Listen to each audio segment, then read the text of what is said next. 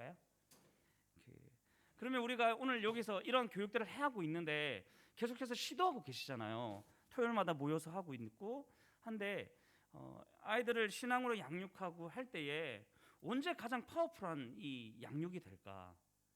우리가 신앙 교육을 할 때는요, 한 세 가지 타임에서 이제 신앙이 전수가 되는 시간들이 있는데, 이거는 제가 쉐마와 하브루타를 해서 아는 게 아니라 그 오랜 시간 동안 1대1 양육을 몇십 명을 지나오면서 배운 체득한 건데, 어떤 거냐면 우리가 신앙 양육할 때 첫 번째로 어떤 시간이냐, 형식적인 시간이에요.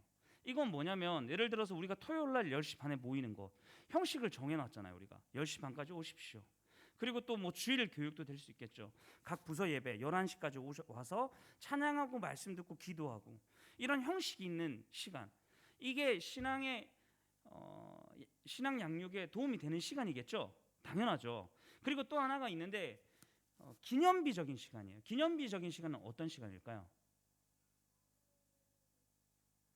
기념비, 뭐 이 얘기만 들어도 뭔가 특별할 것 같은, 예를 들면은 수련회 같은 게 될 수 있겠죠.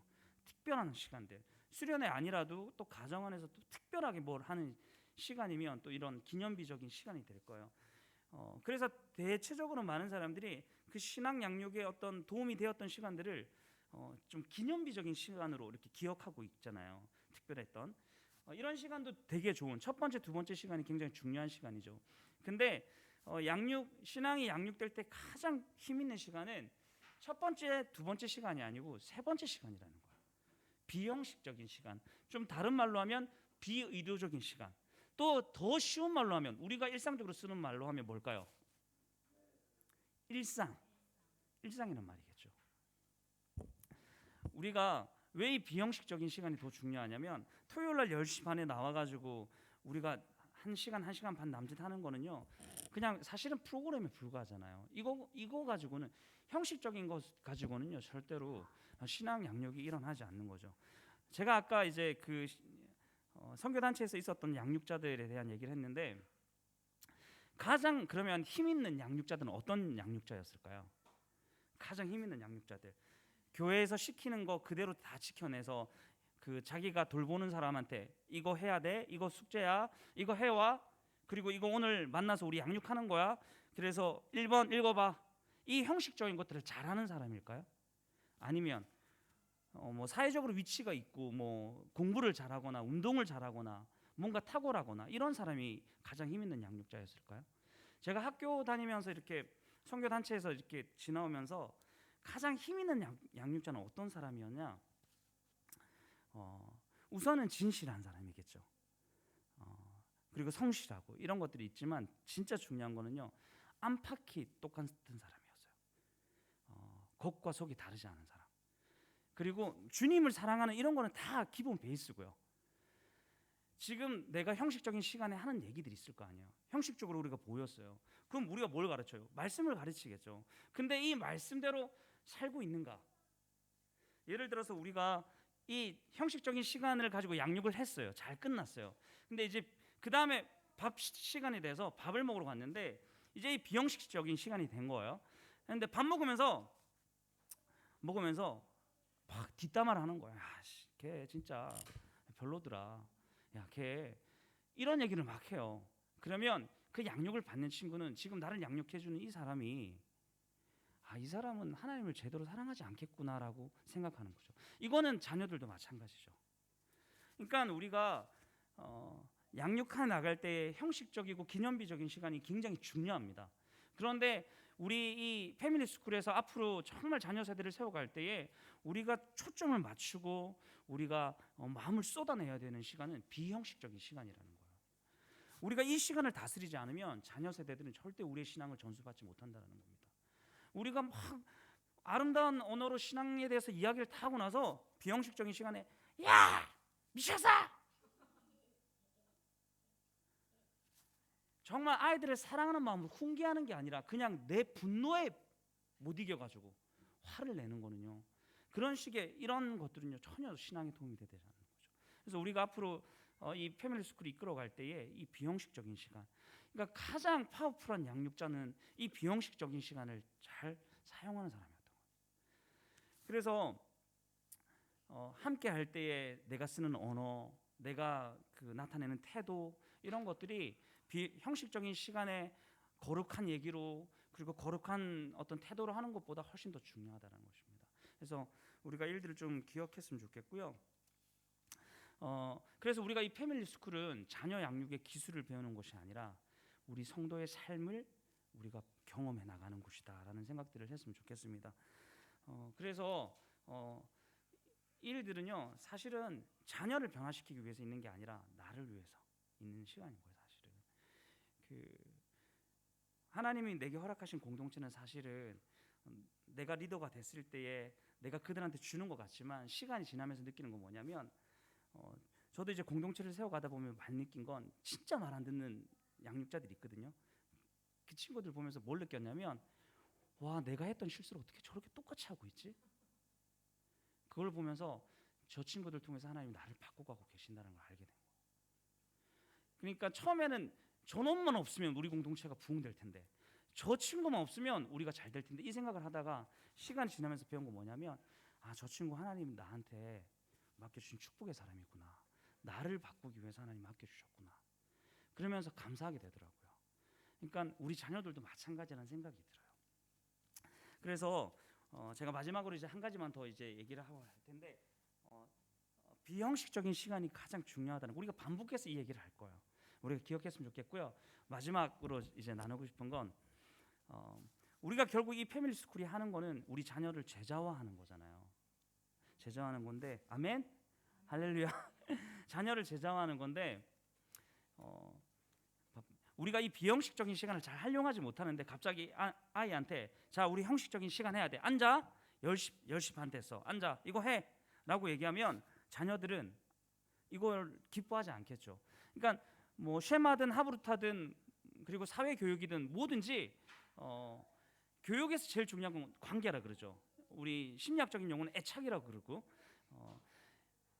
형식적인 시간을 막 강요해서는 안 된다 그러잖아요. 저도 실제로 20살 때 이제 누군가를 양육하기 시작했어요. 근데 제가 20살에 뭘 알겠어요. 아무것도 모르는 때인데. 근데 이제 그 2명을 양육하게 됐는데 너무 착한 친구들이었어요. 그래서 제가 하자는 대로 형식적인 시간을 하자고 하면 다 따라왔어요. 근데 저는 알잖아요, 이 친구들에게 마음이 없구나. 그래서 제가 이제 20살 때 했던 양육은 진짜 처참하게 실패가 끝났고, 제가 이제 군대를 갔다 와서 다시 양육을 하게 됐는데, 제 안에 어떻게 이 영혼을 하나님 앞에 세울 수 있을까? 이 고민들이 너무 많이 있었어요. 근데 해결이 안 되는 거예요. 어떻게 제자화하지? 어떻게 하면 이 친구를 정말 하나님의 사람을 세울 수 있을까? 이런 고민들이 해결이 안 됐어요. 근데 지하철을 타고 이렇게 학교에서 이렇게 어디 가고 있었는데, 철컥철컥 이렇게 가다가 갑자기 문득 저한테 이렇게 스쳐 지나간 얘기가 있어요. 내가 이 친구들을 제자화하려면 먼저 이 친구들이 친구가 되어야겠다. 그냥 문득 든 생각이었어요. 뭐 특별한 게 있지 않았어요. 내가 이들의 친구가 되지 않는 이상은 이들을 바꿀 수 없겠다. 근데 그 생각이 드는 동시에 또 하나 들었던 생각은 뭐냐면, 내가 이 친구들과 정말 친구가 되기 전에 먼저 내가 해야 될 거는 이들의 영적인 필요라든지 아니면 물질적인 필요라든지 내가 그것들 공급해 주는 일을 먼저 해야겠다. 친구가 되려면 뭐 어떻게 해야 될까라는 생각을 하다가 이 생각이 든 거예요. 근데 실제로 제가 그 일들을 해보기 시작했어요. 제가 가르치기 전에 이미 저의 비형식적인 시간은 진실하게 하나님 앞에 드리려고 애를 쓰고 있었던 과정에서 친구가 되려고 놀기 시작한 거예요. 그냥 가르친 게 아니라 놀기 시작하고, 놀다 보니까 이 친구의 어떤 결핍된 부분들이 보이기 시작하잖아요. 영적인 부분일 때도 있고, 어떨 때는 물질적인 부분일 때도 있고, 이 친구는 이런 게 없구나. 그러면 하나님께 기도하면서 이것들을 채워주기 시작했어요. 그랬더니 제가 이 복음에 대해서 가르치지 않았는데 이 친구들이 제자가 되기 시작한 거예요. 그러니까 제자하는 일에 우리가 급급해서는 안 된다는 거죠. 중요한 거는 많이 놀아야 됩니다. 그래서 우리가 이 패밀리 스쿨 하면서 우리 전 목사님께서 뭘 얘기했죠? 우리 아우팅 나가자, 이런 얘기 하시잖아요. 우리가 아우팅 나가는 게 그냥 놀자는 게 아닙니다. 그게 다 계산된 우리의 그 양육 방법이라는 거죠. 우리의 히든 카드가 될 겁니다. 그러니까 우리가 놀 때 근데 우리가 이런 게 있죠. 예를 들어서 노는데 경기를 해요. 무조건 내가 죽자 사자 이겨야 돼. 수단과 방법을 가리지 않고 이기려고요. 될까요? 안 될까요? 그런 과정을 통해서 그 비형식적인 시간을 통해서 내 안에 하나님 기뻐하지 않는 게 드러나기 시작하면 이게 진짜 노는 걸로 끝난다라는 것입니다. 우리가 놀자고 하는 그거는 모든 그 뭐랄까요?